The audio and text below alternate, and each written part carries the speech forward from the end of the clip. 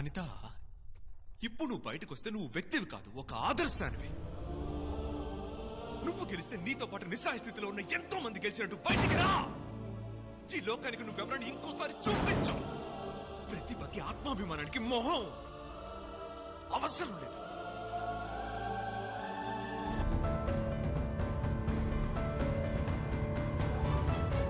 Please, నీకో నమస్కారం.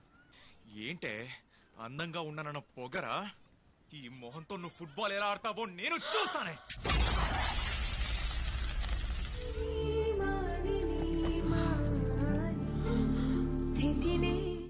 అన్నయ్య, నేను ఫేస్ చేసి వస్తాను.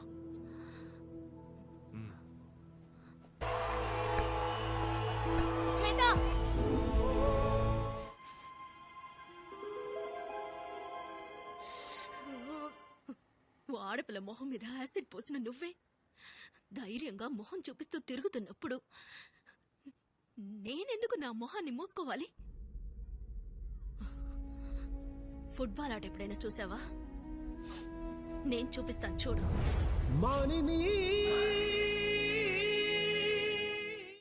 ఈ ముసుగిక నాకు అవసరం లేదు.